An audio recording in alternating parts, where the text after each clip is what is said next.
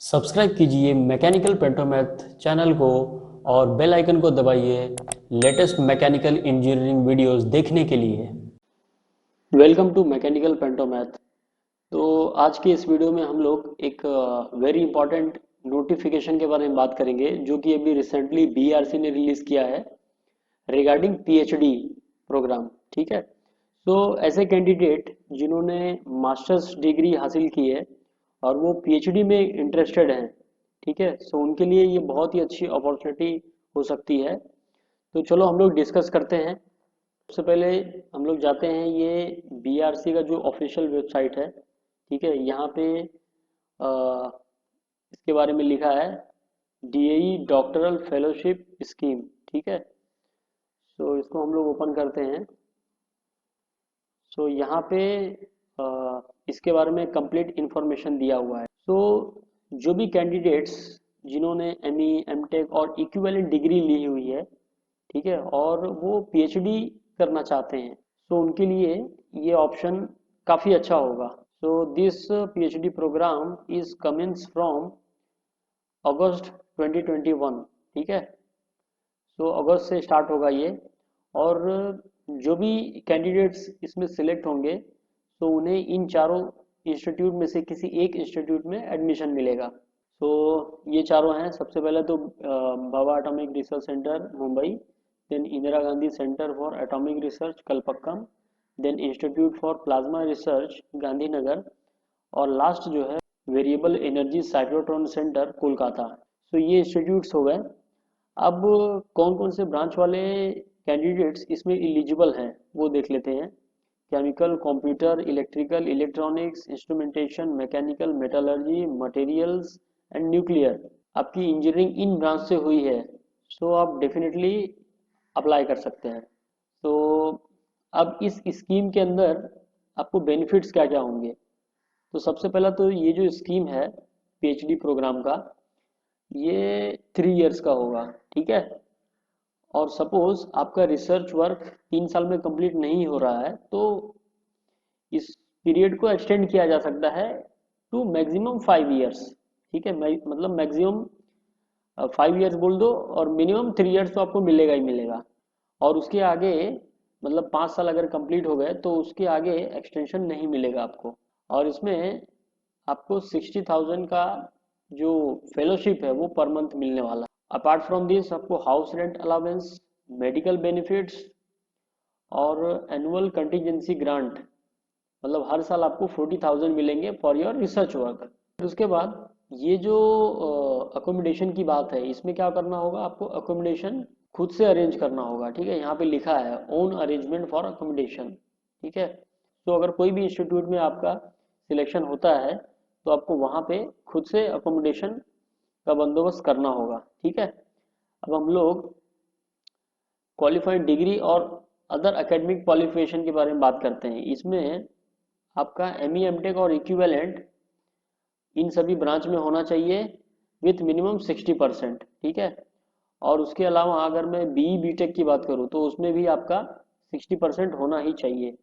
ये काफ़ी इंपॉर्टेंट है, अदरवाइज आप अप्लाई कर भी देंगे तो वो रिजेक्ट हो जाएगा फॉर्म। फिर इसके अलावा एज लिमिट की बात करते हैं हम लोग। तो डीडीएफएस फेलोशिप प्रोग्राम के लिए आपका जो बर्थ डेट है वो 1 अगस्त 1993 के बाद का होना चाहिए। तो अगर आपका बर्थ डेट इसके पहले का है तो आप इसके लिए एलिजिबल नहीं हैं। बट अगर आपका कोई कास्ट है, आप पीडब्ल्यूडी के अंडर आते हैं तो आपको सम रिलैक्सेशन मिलेगा यहाँ पे, जैसा कि यहाँ पे दिया है। ठीक है, उसके अलावा अगर आप किसी इंजीनियरिंग कॉलेज में फैकल्टी हैं तो वहाँ पे maximum age limit is 40 years दिया है। ठीक है, बट वो केस में क्या होगा, आपको फेलोशिप नहीं मिलेगी। ठीक है, अब हम लोग बात करते हैं इसके सिलेक्शन प्रोसेस की। तो ये जो इसका सिलेक्शन प्रोसेस है, इसमें यहाँ पे दिया हुआ है 2 स्टेप में सिलेक्शन होगा। सबसे पहला तो इसका खुद का एग्ज़ाम होगा। ठीक है, स्क्रीनिंग एग्ज़ाम होगा, दैट विल बी ऑन 21 मार्च 2021। और उसके बाद इंटरव्यू होगा। ठीक है, और आपका जो सिलेक्शन है वो प्योरली बेस्ड ऑन इंटरव्यू होगा। आपका जो भी परफॉर्मेंस होगा इंटरव्यू का उसके बेसिस पे ही होना है। आपके कितने भी बी में मार्क्स हो, बीटेक में मार्क्स हो, स्क्रीनिंग में मार्क्स हो, इट डजेंट मैटर। तो यहाँ पे जो भी कैंडिडेट्स हैं उनका सिलेक्शन फॉर द इंटरव्यू किस बेसिस पे होगा, वो यहाँ पे दिया हुआ है। तो इसमें क्या होगा कि 25% वेटेज आपको बी बी टेक के लिए मिलेगा, 25% weightage for the M E M tech semester 1 and semester 2 इसको मिलेगा, एंड 50% वेटेज जो है आपके बी ए आर सी के जो स्क्रीनिंग एग्जाम होगा उसे मिलेगा। ठीक है, तो based on that candidate shortlist होंगे और उसके बाद आपका इंटरव्यू होगा। ठीक है, इसके अलावा आपको 10 मिनट का प्रेजेंटेशन बनाना होगा जिस रिसर्च एरिया में आपका इंटरेस्ट है। ठीक है, तो ये भी काफ़ी इम्पोर्टेंट है। और आउट स्टेशन एप्लीकेंट्स को यहाँ पे इंटरव्यू के लिए थर्ड एसी ट्रेन का जो भी फेयर होगा फॉर द शॉर्टेस्ट रूट वो आपको यहाँ पे मिलेगा। ठीक है, अब हम लोग एग्ज़ाम पैटर्न की बात करते हैं। अब जो एग्ज़ाम होगा उसमें टोटल 50 क्वेश्चंस होंगे और वो सभी एमसीक्यू टाइप होंगे। तो अगर आपका आंसर करेक्ट होता है तो वो केस में आपको 3 मार्क्स मिलेंगे, बट अगर वो आंसर रॉन्ग हो गया तो 1 मार्क विल बी डिडक्टेड। ठीक है, यानी यहाँ पे निगेटिव मार्किंग है, और अगर आप अटेम्प्ट नहीं करते हैं तो उसमें आपका कोई लॉस नहीं होगा।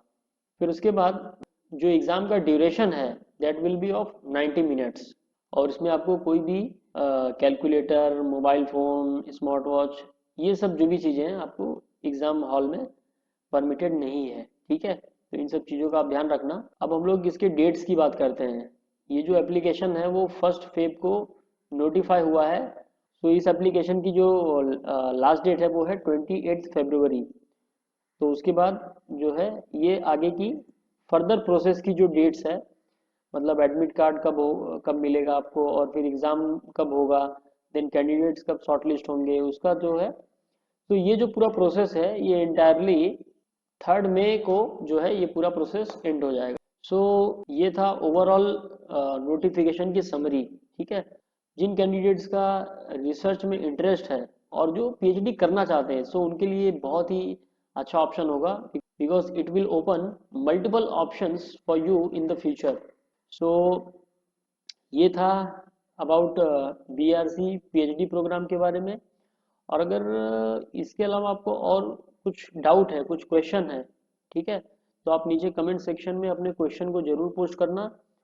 आई will try to reply as early possible. ठीक है, और आप हमारे चैनल को सब्सक्राइब जरूर कर लेना, क्योंकि मैं कंटिन्यूअस नए नए अपडेट्स लेके आने वाला हूँ एडमिशन से रिलेटेड। ठीक है, पीएचडी में एडमिशन हो गया, एमटेक में एडमिशन हो गया, या कुछ ओपनिंग हो गई जॉब से रिलेटेड। ठीक है, और भी आगे मतलब क्या क्या ऑप्शंस हो सकते हैं for the mechanical engineers, whether you want to learn some skill और you want to do something your own. So mechanical engineering से रिलेटेड जो भी कुछ है, मतलब कैसे हम लोग अपना करियर अच्छा बना सकते हैं, ठीक है, क्या क्या ऑप्शंस हैं हमारे पास, तो आगे चल के मैं बहुत ही अच्छी अच्छी वीडियोस लेके आने वाला हूँ, जिसमें जो भी एक्सपर्ट हैं, जो इंडस्ट्री में ऑलरेडी जॉब कर रहे हैं, जो जिन्होंने अपने लाइफ में कुछ अच्छा अचीव किया है, वो अपने एक्सपीरियंस को शेयर करेंगे कि उन्होंने उस गोल को कैसे अचीव किया है। तो आप हमारे चैनल को सब्सक्राइब जरूर कर लेना, ताकि इसकी नोटिफिकेशन आपको तुरंत मिल जाए। इस वीडियो को हम यही फिनिश करते हैं। ठीक है, तो अपना ध्यान रखें। Bye, take care.